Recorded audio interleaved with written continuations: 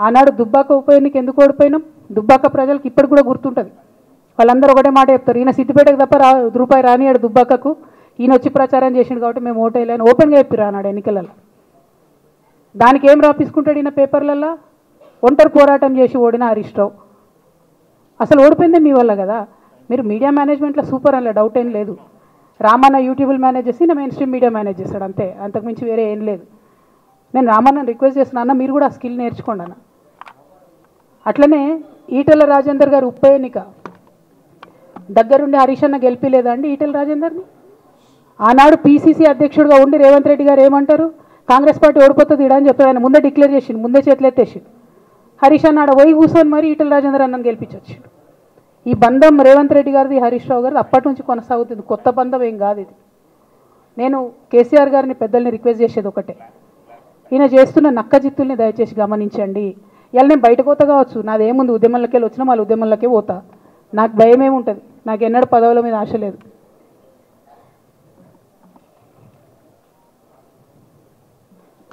Party నుంచి వచ్చిన ఎమ్మెల్సీకి speaker ఫార్మాట్లో చైర్మన్ గారికి నేను పంపుతా ఉన్నాను రాజీనామా పత్రాన్ని. అట్లనే బీఆర్ఎస్ పార్టీ ప్రాథమిక సభ్యత్వానికి కూడా గౌరవ పెద్దలు కేసీఆర్ గారికి రాజీనామాను పంపుతా ఉన్నాను. దీన్ని మన రావుల చంద్రశేఖర్ రెడ్డి గారికి తెలంగాణ భవన్కి వారికి నేను పంపుతా ఉన్నాను. ఎందుకు ఇవి ఇప్పుడే చూపించినా అంటే పదవుల మీద నాకు ఎప్పుడు ఆశ లేదు. మేము ఉద్యమంలోకి వచ్చింది ఎందుకంటే మా నాన్న ఒక్కరు ఇంత ఒంటరి పోరాటం చేస్తున్నారు, ఎంత వీలైతే అంత ఆయనకు మద్దతు ఇవ్వాలని వచ్చినాం. ఆనాడు మేము ఉద్యమంలోకి వచ్చినప్పుడు పార్టీ అధికారంలోకి వచ్చే ఆస్కారమే లేకుండే, తెలంగాణ వస్తుందో రాదండే. మేము ఉద్యమంలో కొట్లాటలో లాఠీ దెబ్బలు తినడం కోసం జైల్లోకి పోవడం కోసం ఆనాడు వచ్చినాం ఉద్యమంలోకి. అధికారంలోకి వస్తామనుకొని రాలే. రామన్నైనా నేనైనా కేవలం నాన్న కోసమే వచ్చినాం ఉద్యమంలోకి. అందుకే మా కుటుంబం మీద కుట్ర. ఈ కుట్రను గమనించమనే నేను మా కుటుంబాన్ని కోరుతా ఉన్నా. ఇక పెద్ద సార్కు నీడలాగా సంతోష్ రావు గారు ఉంటారు. ఇక సంతోష్ రావు గారి గురించి 2 నిమిషాలు చెప్తా, అంత పెద్ద సీనున్న మనిషి కాదు కానీ చెప్పాలి. ఎందుకంటే కూరల ఉప్పు ఎట్లుంటుందో ఈయన అట్లా అన్నట్టు, ప్రతి దాంట్లో చెడగొట్టడానికి కొంచెం ఉండాలి కదా అట్లాంటి వాడు. కాబట్టి చెప్పక తప్పదు ఈయన గురించి. చెప్పులో రాయి చెవులో జోరిగా అంటాం కదా అట్లాంటి టైపు, కాబట్టి ఖచ్చితంగా చెప్పాలి. విషయం ఏంటంటే ఈయన ధనదాహం ఎట్లాంటిదంటే సంతోష్ రావు గారిది, రామన్న కాన్స్టిట్యున్సీ కేటీఆర్ అన్న కాన్స్టిట్యున్సీ నేరెళ్లలో ఇసుకలారి గుద్ది ఒక దళిత బిడ్డ చనిపోతాడు. సరే దాని మీద పాపం అక్కడ ఆ రోజు అందరు యాజిటేషన్ చేస్తే ఈయన సంతాన అడ్వాంటేజ్ ఏంది, ఈడ కూర్చుంటాడు కదా సార్ దగ్గర, సీఎంఓలకి వెళ్ళి ఫోన్ చేసి అక్కడ ఉన్న పోలీసు వాళ్ళందరినీ ఒత్తిడి పెట్టి 7 దళిత బిడ్డల్ని కొట్టినరండి.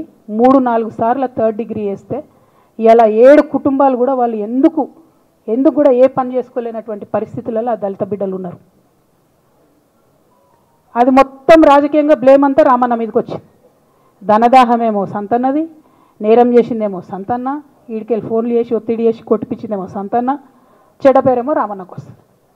ఈ ఎగ్జాంపుల్ చెప్పడం కోసమే నేను ఈయన గురించి చెప్తున్నా, వేరే ఏం లేదు. ఇక సరే టానిక్కు వీనిక్కు ఈ వీటిలో వచ్చిన కేసులు ఏమవుతాయి? రేవంత్ రెడ్డి గారు ఆర్భాటంగా ఒక అనౌన్స్మెంట్ చేస్తారు. నేను ఇంతకుముందు చెప్పిన కదా మ్యాచ్ ఫిక్సింగ్ ఎట్లుంటుందంటే 1 డే న్యూస్ అవుతుంది, టానిక్లో ఈయన మీద కేసు పెట్టిరని, 3వ రోజు పోలీసు వాళ్ళు ఎఫ్ఐఆర్ కొట్టేసారు. అది మీరు ఇంకా కనుక్కోండి. కాజ్ చేసేసారు, కేసు మూసేసారు. ఏం అండర్స్టాండింగ్ ఉంది ఎందుకు మూసేసారు?